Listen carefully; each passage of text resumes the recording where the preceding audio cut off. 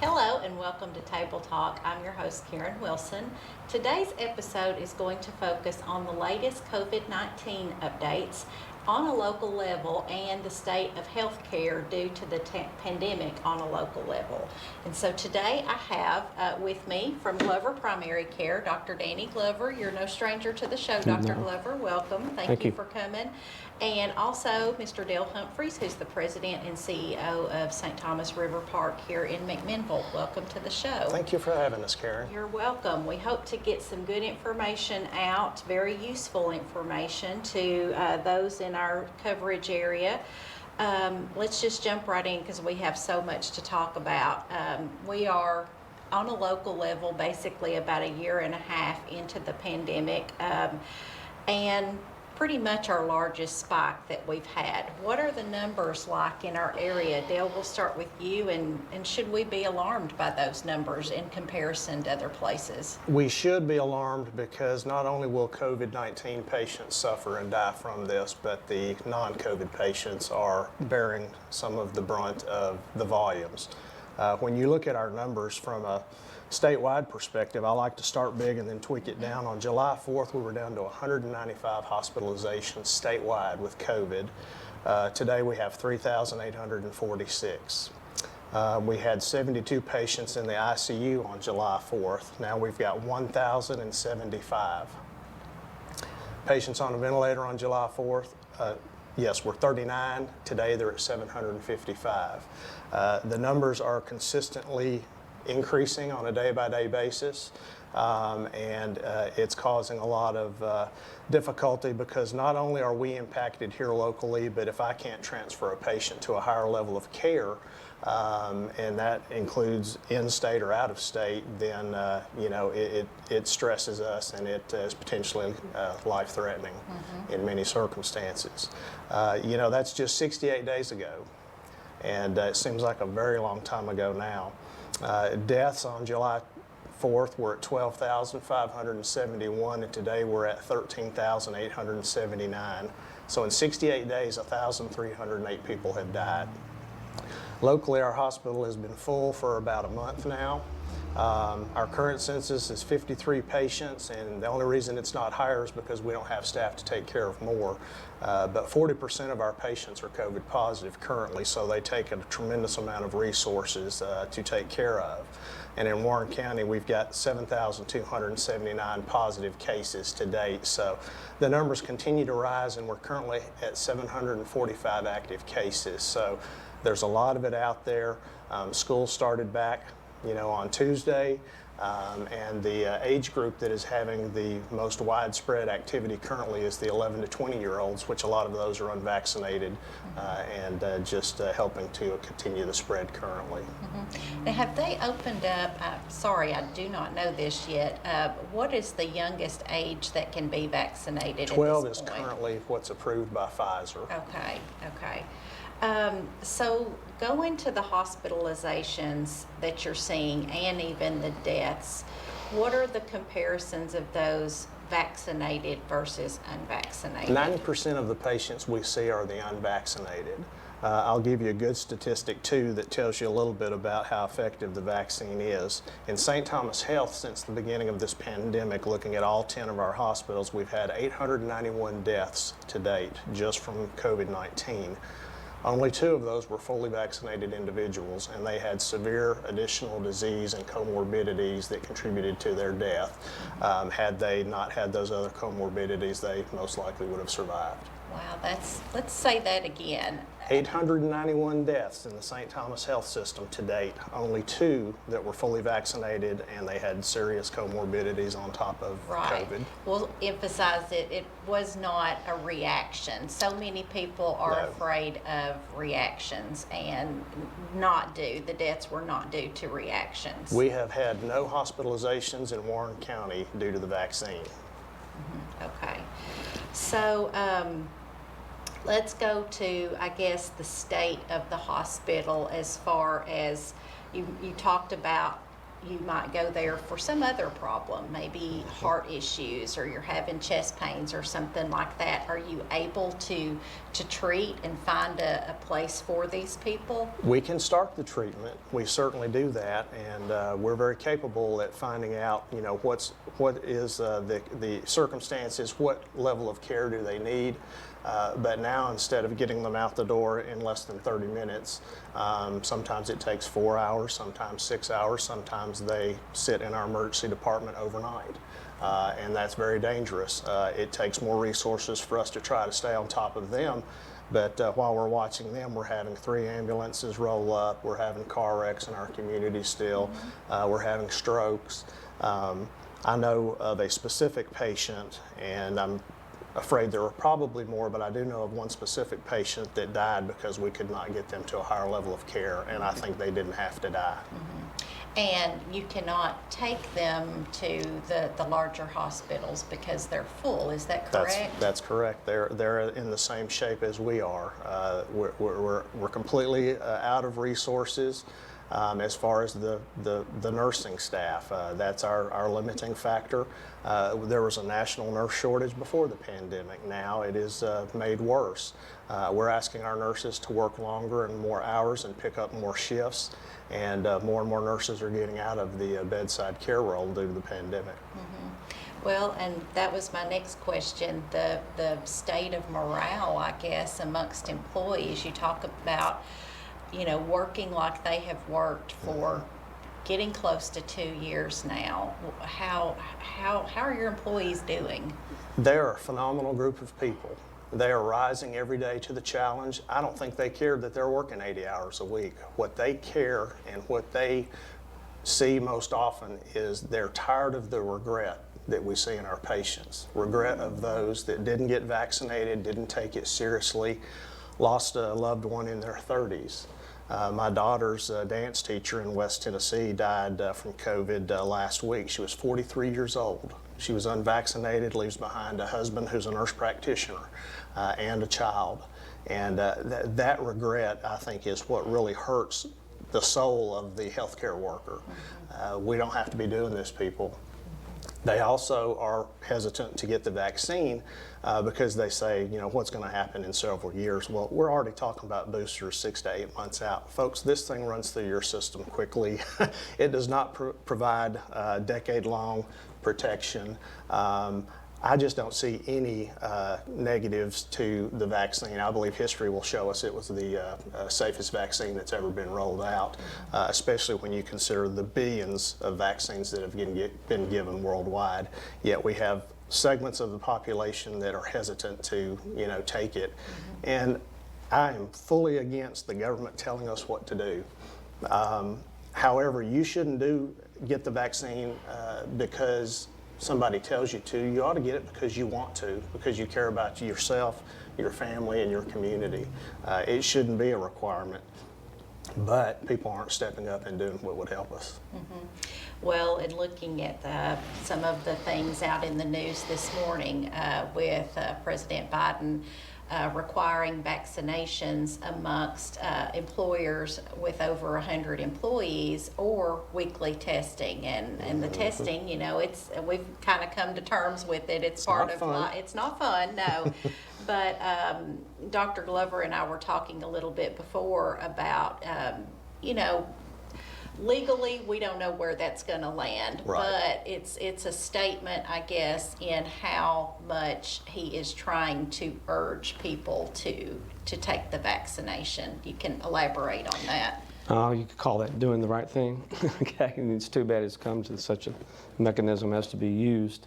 I don't understand it. I don't understand why folks who trust their caregivers and have trusted them for years for everything that came along in their health suddenly are not following their advice and instead listening to social media hacks and talking heads at news outlets and I'm going to say it, Facebook. But also, a lot of these cable news things, people, they need to understand those folks aren't for them. Those folks are trying to sell advertising. And, if that's what it leads to, that's what it leads to. They don't really care, apparently, the ones that are out there saying these things, that the vaccine is, evil, it's going to, has a microchip in it or has all this other crazy stuff. They don't mind propagating that, and it's for their own personal financial profit that they do it.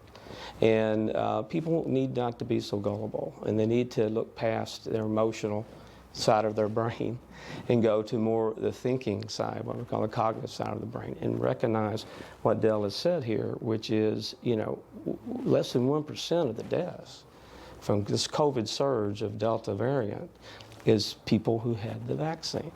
And that should tell you something. 99% of the people who are dying have not had the vaccine. And it's tragic. And it's, older people, many of them have gotten the vaccine, and when it came out, and we're glad to it. The vast majority of folks that I see have done that. So we're not seeing the numbers of death maybe we did at the beginning, because the very vulnerable, the elderly and frail, have, for the most part, gotten vaccinated. But for those who think they're Superman and this virus is not going to bother them, or they're at great health, never sick, the virus don't care. Has no interest in their thoughts or their will or whatever. It's just going to get them, and it's going to kill them. Another aspect of that, kill some of them, I should say. Right. Another aspect of that is, what if the guy that the virus entered and mutated within you and came out as the Delta variant? That may not be a one-time episode. We have the mu variant that's now come out, and we don't really know about it. It's based on genetic study of it. It looks like it's going to be more infectious, and it may even have a way of getting around our vaccines, or one down the road might. And our only defense against stopping that is the vaccine. I see what you're saying. So there's a lot of people that talk about that. They will say, well, that vaccine's not going to help in the future vaccines. But I guess what you're saying is the argument is, if we stop it now, then that's not going to matter, that vaccine, we won't need it, I guess. It can't mutate if it's not spread. Right. And there's no ulterior motive from healthcare. I will be better financially, and the hospitals will, if we just keep our mouths shut and let as many people get sick as they want. And it's sad, and people will choose not to get a free vaccine because they think it's experimental, hadn't been clinically trialed appropriately, and it has. It's been through the same process as every vaccine. And then they'll run to us when they're sick, though, and they'll want the monoclonal antibodies, which is not a free treatment. Or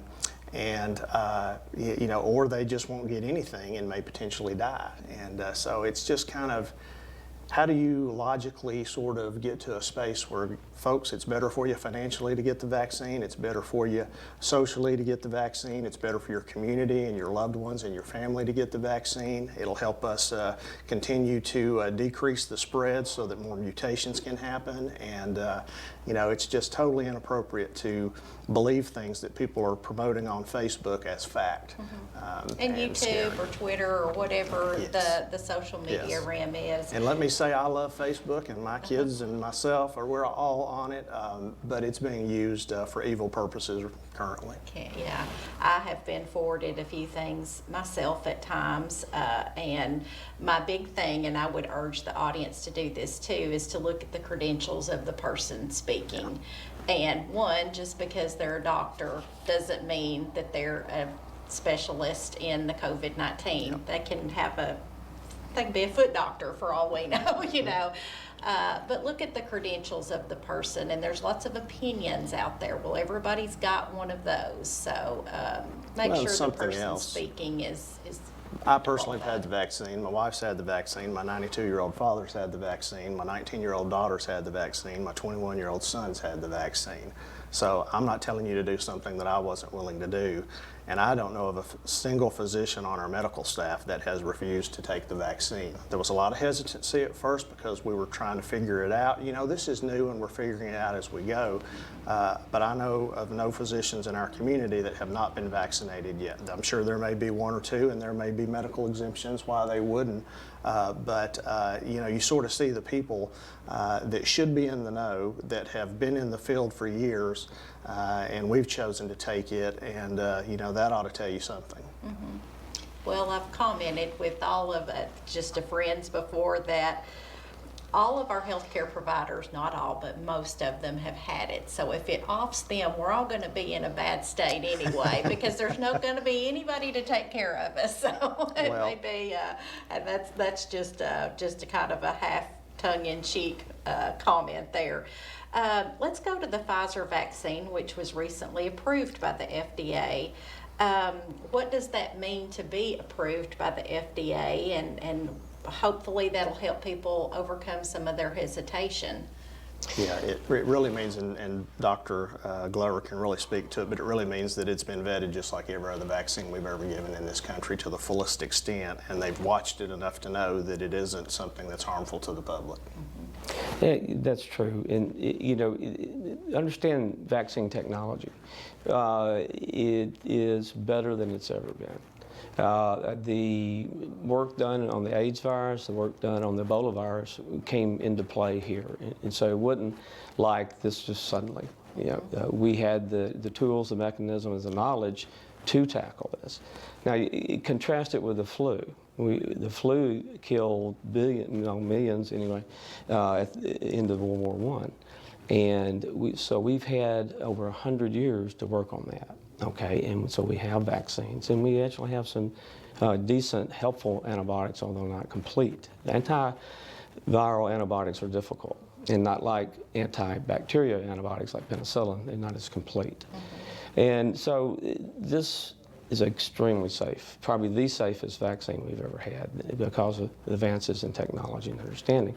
But all of us had polio, whooping cough, tetanus, and go on, vaccines, okay? And here we are talking about it. And this is a improvement on any of those, by far. I will comment on this. I've took an informal poll of my patients who have been vaccinated.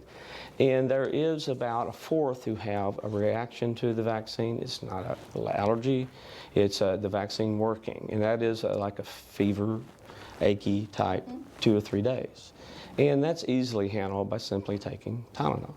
You know, 500 milligrams 4 times a day for an adult for 3 days, and most of it is taken care of. And you know, I've heard that for years of people saying, I took the flu shot, it gave me the flu. Well, it didn't, because it's not a live virus. It would take a live virus vaccine, which there have been those, to give you the illness. But you can have that fever side effect. And you know, again, the unique thing about COVID and flu, you know, if they just stayed up in our head, they'd just be another head cold. But they have the ability to get down in the lungs. And they can toast your lungs within a very short period of time. And dying of a respiratory death is a very unpleasant way to die. You smothered to death. If you're into smothering to death, don't get the vaccine. Well, and that's, it seems like several of the cases where I have heard of either people in the hospital or that had passed away from it is pneumonia. So is that I guess what COVID kind of turns into, or what the death? That's the mechanism that mainly kills people. There's other odds and ends, but that's the big one. And you get into definitions like Dale said comorbidity. That means having other medical problems like severe diabetes, vascular disease, or lung disease, things like that. And when you get into this, you're getting into the situation where the illnesses that the people have, play a role in how they do. But pneumonia is just a medical term for inflammation of the lungs. That can come from many things. Bacterial infections is the most common we think about. Take penicillin or another antibiotic, and it helps you get over it, along with your own immune system. It could be you breathed something in that was toxic and injured your lungs. You could aspirate your food and injure your lung. Those are forms of pneumonia or inflammation of the lungs. So getting back to the COVID vaccine, it has that unique ability to drop down into our lungs, attack our lung cells, and that it does a lot of damage, but it also provokes the person's own body's immune system to attack it in the lungs, and that damages it. And there are other examples of that would be rheumatoid arthritis, where the body's own immune system attacks its joints, would be a good example. Right. Yeah, COVID-19 seems to be a disease that, it attacks the upper and lower lungs simultaneously, whereas in the past, they've typically, it's kind of an overwhelming thing, and that's why one thing that we see also is the viral load. You ask, well, why did this 32-year-old healthy person die from it and an older, sicker person that gets it, survive? And I think the viral load has something to do with it. How much are you presented to, how much affects you at one period of time, and because it is much more, the Delta variant is much more infectious, it's much more powerful than the previous versions. Mm-hmm. It's amazing how viruses almost, they're gonna, outcome, they're I guess going to survive and mutate and things like that, and it's going to go into the weakest person or even some of the strong people, what we think. If given the opportunity. Yes, that's right, that's right. So, Dr. Glover, you and I discussed some monoclonal, and I'm saying that incorrectly. You say it. Monoclonal. Okay, monoclonal antibody infusion before the show. Tell the audience what that is and when should we seek this treatment? Okay. Here's what I'm telling my patients. Okay, the monoclonal antibodies are antibodies already made by technology and manufactured that go into a person and that already have the COVID virus, and it neutralizes it, so they don't do as much damage. And the ideal is to give them to people as soon as they know they have COVID, so they can not progress to the point where they need hospitalization. So it's a technique of helping them, but also keeping the healthcare system from being overwhelmed by hospitalization. So I'm average Joe, with or without the vaccine, and I get COVID. I've had about a half dozen people who had the vaccine get it, break through, and that was probably because their immune system didn't respond to the vaccine as well as others, and that happens. Okay, nothing's 100% in medicine at all. So basically, you got it. How do you know? Well, you start having fever, you start having aches. A lot of people think they have a sinus infection. Some get nausea, vomiting, diarrhea. I've seen that present like that. But I would urge folks out there, if you get those symptoms, go get checked. Okay, and get checked immediately. And there's different ways of doing that. It's tougher than it was before to some extent, and more expensive than it was before to some extent. But you got, on the COVID monoclonal antibodies, you've got 10 days to get them from the onset of the symptoms.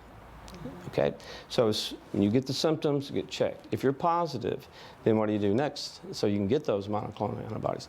And I will say here, I lost 2 patients prior to the monoclonal antibodies. I've not lost any since. Okay, that's taken them. So they work. The point being is, you get that positive test, you realize you have COVID, what do? Well, you get a hold of your caregiver.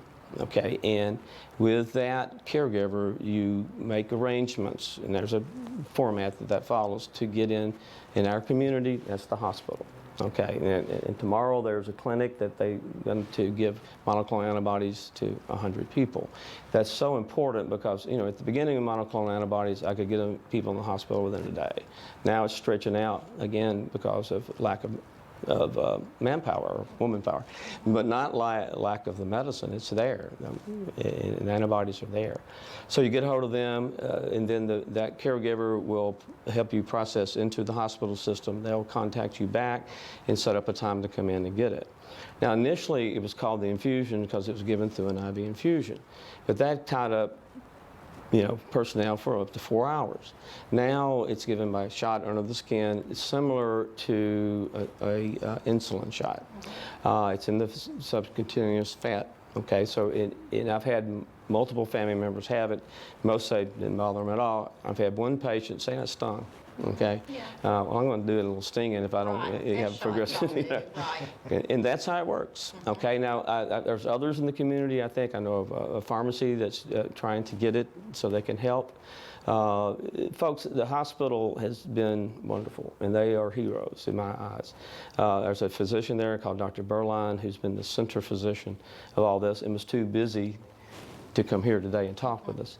So I think that what you really need to be doing is very much encouraging the folks that work at the hospital and try to help them out, because they are under tremendous stress right now. And they're watching people die or going off to die that shouldn't have died. Okay, and that's traumatic. Well, and as you said, going back to the testing, there are still free resources through the health department Yes. for testing. Is that correct? Correct. It is. The caveat to that is that they're not doing the rapid test. And so it's about a 2-day turnaround, I think. No, it's not. But it points out we got 10 days. So you need to, if you want to do the free route, then you need to immediately go get checked at the health department. You do that by calling them on the phone. Now, there are other communities, certain pharmacies and things that are doing the testing, and a rapid test you're getting 15 minutes, but there is a cost associated with that, generally $75 to $100.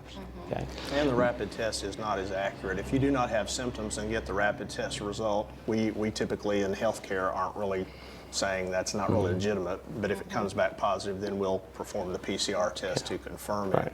And kind of like Dr. Glover mentioned about the monoclonal antibodies, I want the providers that may watch or listen to know that it requires a physician order a copy of the positive test, and those have to be faxed on the form that we've tried to distribute throughout the community to our providers. And that fax number, just for information purposes, is 931-815-4890. Well. Yes. Well, I wrote it down too, but we get calls, and our problem early on was we were so inundated. We were doing about 20 of these per day. We were getting about 60 requests per day, so we decided we had better do a weekend clinic. As much as I hate to ask more of my staff at this point in time, these 100 people will not end up in my hospital. Had John Berline not started this monoclonal antibody process in the previous surge, we would have been inundated at that point beyond our capacity. And while we are inundated sort of beyond our capacity right now, these are still fewer patients that we'll end up having to deal with. We're in healthcare because we love our fellow men and women, and we want to take care of others. And when we can't effectively do that, that really hurts the psyche of the caregiver. We can't effectively do what you need, and we hate to say it's self-inflicted, but it's a choice that people make. So you do have the freedom. You have the freedom to not take the vaccine, but you also, that freedom of choice may cost you your life. And something that I try to point out to people as well, every human being that's died in Warren County, which is 94 of our fellow citizens, died because somebody contracted the disease and spread it to them. No one is sort of scot-free, and you may be young and healthy and you may get it 5 times and survive it each time, but how many people do you infect? Because the Delta variant typically infects, for every 1 person, 8 people will get infected, whereas the previous versions were more around 2, 2.5, something like that. So that's why it's so scary. And for us in healthcare, this is all we're doing today. And and it seems like the rest of the world is moving on, and we're trying to get back to normal. And we could, had we sort of gotten the majority of the population vaccinated in July when our numbers were so low, and we had that opportunity, we would not be dealing with this today.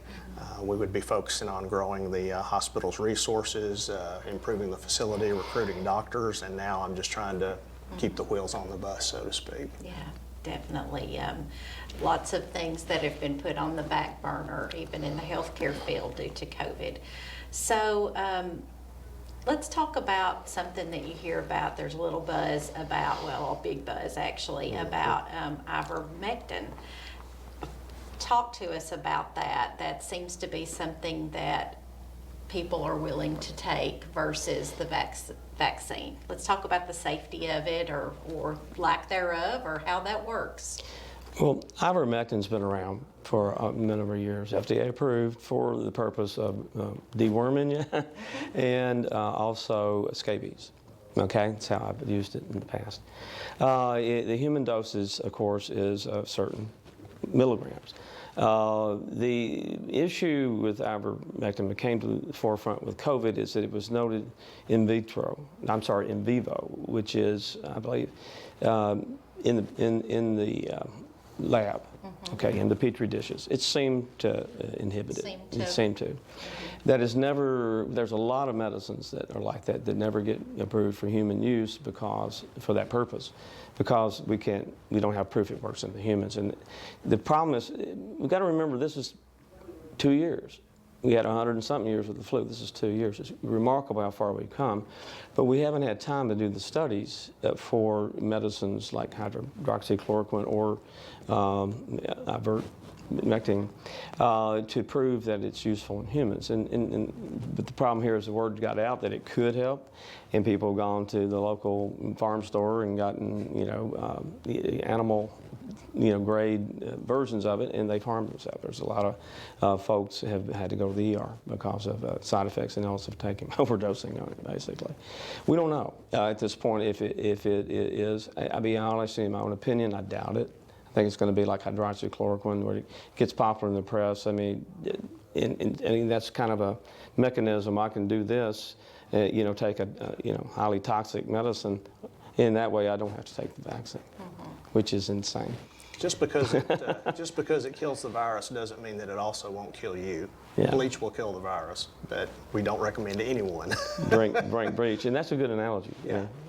Yeah. So I guess people, maybe they're like, okay, or I'm trying to wrap my head around that as far as, you take the vaccine, hopefully, so you never need to put ivermectin in your system or anything like that. It would kill out the need, I guess, for the ivermectin. Well, I wouldn't hope.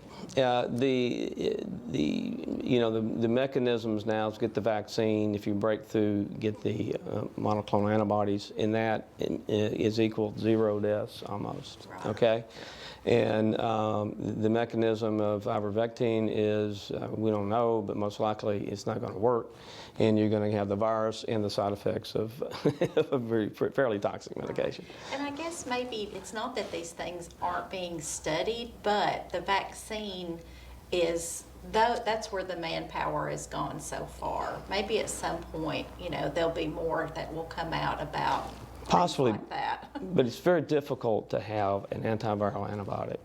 We have, again, dealt with the flu for over 100 years, and we've got some medicines, Tamiflu, things like that help a little, okay? But not. It's not like you got, pneumonia, get an antibiotic and clears it up. It doesn't help that completely at all.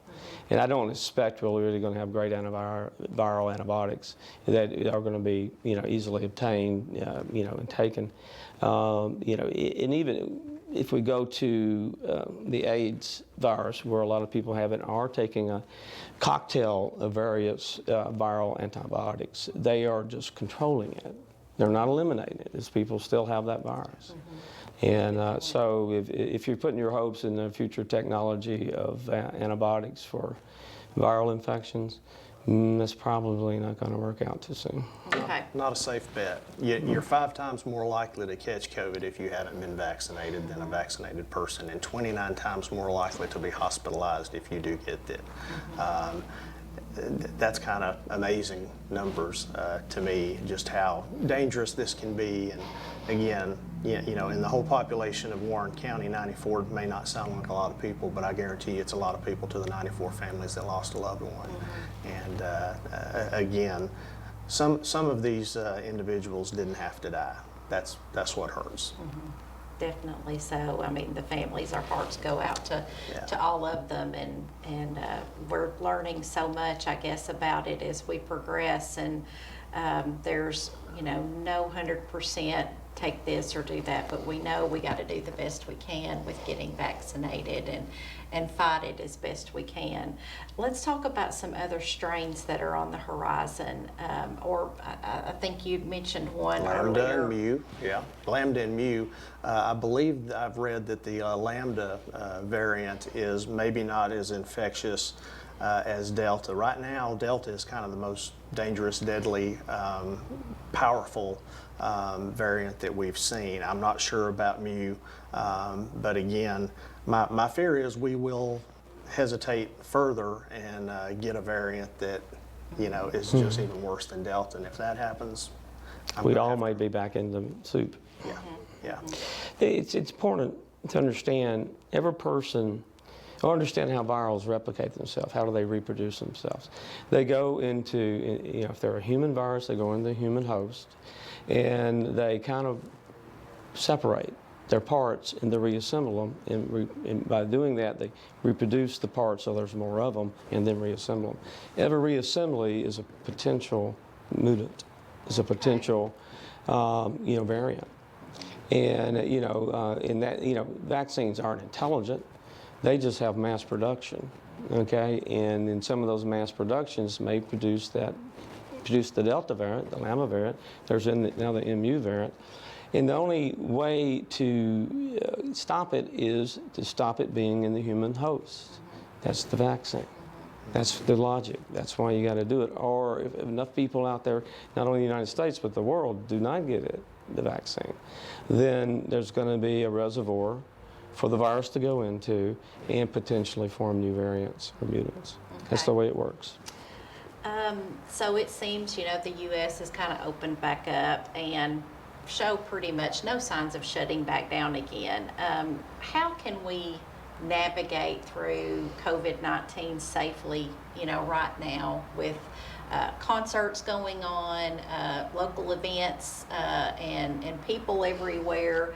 How can we go to these things, or should we go, or what's your thoughts, I guess, behind that? Well, I'll talk personally. I now wear a mask anytime I go back in Walmart. Of course, I have to wear it at work. I wash my hands. I use enough alcohol on my hands to run about 10 distilleries. But you've got to be careful, and you've got to make choices. We have made choices in my family to avoid as much as possible large gatherings. Luckily and unfortunately, because we didn't have to get to this point, the Autumn Street Fair has decided we won't be doing that this year. The senior center is now shut down. I was so thankful that schools were out for a period of time, because that helps break the spread. But you've got to be careful. You've got to make decisions. And if we could all mask and get vaccinated, we would get past this in a month's time, and we wouldn't be talking about it. It would be normal, more normalcy, and we didn't have to sort of reach this point. But the fair is a super spreader event. Thankfully, it's outside. I hope it's windy every day. And so you just have to decide, is it worth it to potentially either catch the virus or spread the virus? And I'm also thankful that the fair board decided, we ought to offer some vaccines while we're out there. Yes. I wish they would put it right at front. You'd have to walk through the tent, but and again, it sounds like I've got political motives, underlying reasons why I'm trying to promote, what I'm saying, and there really isn't, other than the fact that I want to get back to normal. I want to never wear a mask again in my job, in my role, unless I'm actually in a patient care area. I want to go back to church regularly. I'm fearful of doing that. I've been doing online church, and not so much because I'm afraid I'll get it, but I just don't want to be part of an area that spreads it, or an outbreak that happens, and wonder, was that potentially something I did or not? So you've got to be safe, you've got to be smart. You can't just live like it doesn't exist, because it does. And if you want to come stand outside my hospital and look at the families gathered around my ICU windows outside because they can't visit, or you ought to talk to some of my ICU nurses who cry daily for the people that they cannot save. and can't let their families come, usher them into the next life. It's difficult. Yeah. You want to be, when your loved one is laying there suffering, hurting, you want to be there with them to comfort them, and that's just not the situation right now. It's very sad. True. A couple of thoughts that I would add to that is one is this is a hidden situation from the public. It's going on behind primarily the closed doors of the hospital, and the people are not seeing these people die. It's not a pretty death to be on a ventilator and expire, and it's alone, totally alone, because you can't bring in the relatives. It's just it's horrible. It's a horror situation. Beats Halloween 20. Okay, since that. Again, I'm sensitive to the suffering of the people who are doing the caregiving.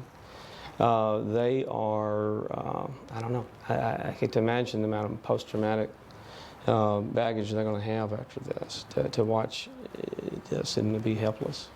Well, and as you said, because of the COVID restrictions, as we know, we're not seeing. It's like you hear from people. It's behind closed how, doors. Right. So, and we really don't want to see that. No, you don't. Need to come to the reality that it is happening.